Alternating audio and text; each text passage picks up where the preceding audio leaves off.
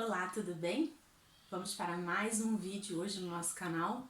Hoje nós vamos falar sobre o reconhecimento de sentença estrangeira e para quais casos que eu preciso dele.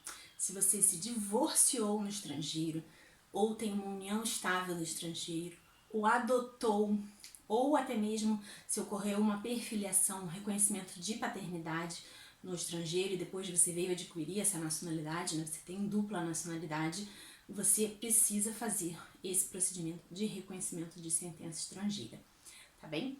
Vamos ver os casos agora? Primeiro vamos falar sobre o divórcio. Divórcio ocorrido no estrangeiro.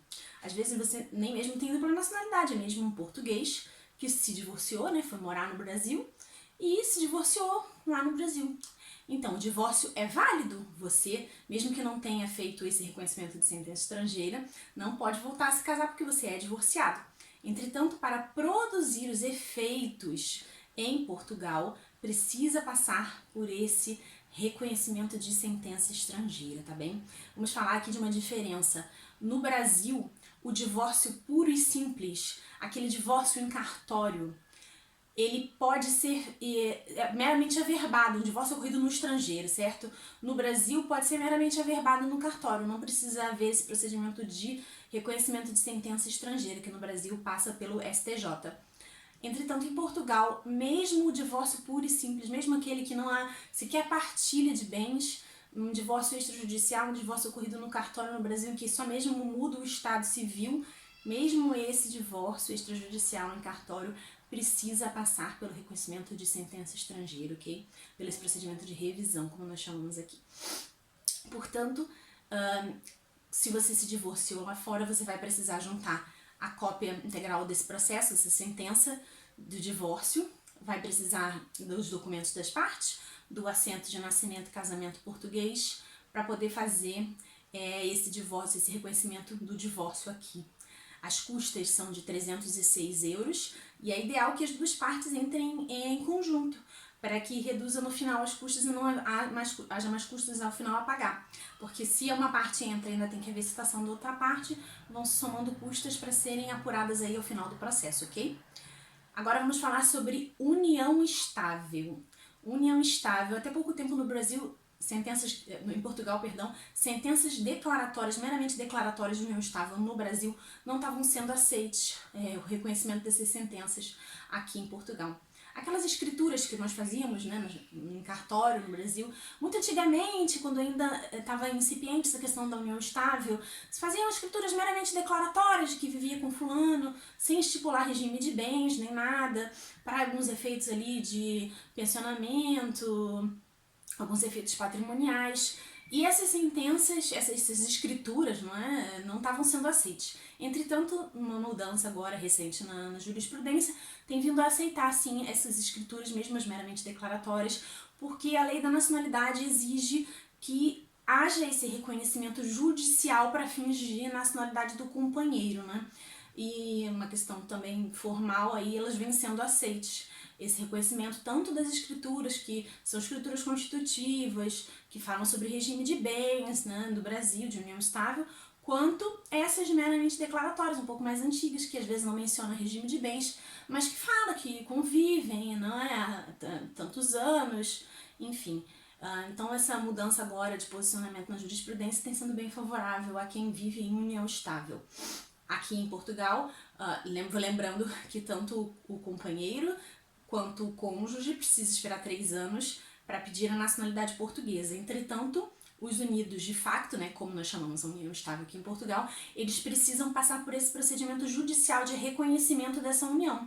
Para quem mora cá em Portugal, uma ação interpor no Tribunal Civil. Entretanto, para quem está no Brasil, não tem como interpor uma ação cá no Tribunal Civil, não mora cá, não tem nenhum documento cá, então se faz esse reconhecimento da sentença estrangeira dessas escrituras que agora vem sendo aceites. Também as custas são as mesmas, os documentos, é claro, vai mudar aí para a escritura da união estável, mas de resto é igual. Então agora nós vamos falar sobre a adoção. A adoção. O adotado plenamente por nacional português adquire a nacionalidade portuguesa, né? O adotado, ele precisa também passar por esse procedimento de reconhecimento de sentença estrangeira para que produza seus efeitos aqui em Portugal essa adoção, quando é um adotado no estrangeiro, claro. Portanto, se você adotou seu filho, antes de você pedir a nacionalidade dele, você tem que fazer esse procedimento de reconhecimento de sentença estrangeira. Do contrário, vai cair em exigência, pode haver aí um projeto de indeferimento e nós não queremos isso, né? Então, já sabendo que de antemão, se você fez uma adoção no exterior, se você adquiriu a nacionalidade posteriormente, também quer que o seu filho adotado tenha a nacionalidade portuguesa, precisa fazer o procedimento de reconhecimento de sentença estrangeira dessa adoção, ok? Agora, por último, perfiliação. A perfiliação aqui em Portugal nós chamamos de reconhecimento de paternidade no Brasil. O reconhecimento de paternidade no Brasil também precisa passar por esse procedimento de reconhecimento de sentença estrangeira em Portugal. A perfiliação, ela vai ser averbada no acento português da pessoa, não é? Portanto, para produzir efeitos, como advém ali de uma sentença, e mesmo quando é feita extrajudicialmente, precisa-se fazer esse processo de reconhecimento de sentença estrangeira, ok? Para produzir os seus efeitos aqui em território nacional, em território português, tá bem? Por último, o reconhecimento de sentença estrangeira não serve só para isso. É claro que essas são as questões mais relevantes para fins de nacionalidade. Entretanto, também serve para produzir efeitos patrimoniais, para execução de alimentos, por exemplo. Se você tem alimentos fixados numa sentença no Brasil e a pessoa está cá em Portugal, é claro que no Brasil nós temos acordos internacionais e isso é uma questão que tem que ser verificada. Se o país tem acordos em matéria de execução que facilite a execução de qualquer valores aí que você tem, quaisquer valores que você tenha a receber, que você precisa executar.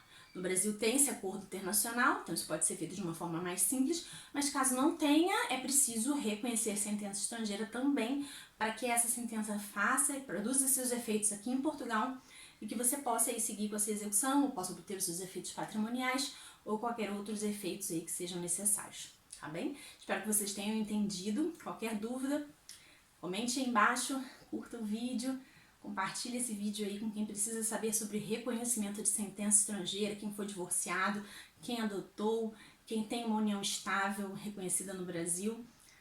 E na semana que vem, não percam, nós vamos falar sobre a nacionalidade pelo tempo de residência. Então também aí fique ligado, quem tiver nacionalidade aí, quem tiver já mais de 5 anos aqui em Portugal, já pode aí aplicar para a nacionalidade pelo tempo de residência. Nós vamos falar tudo sobre isso, tá bem? Então espero que vocês tenham gostado e até a próxima. Tchau!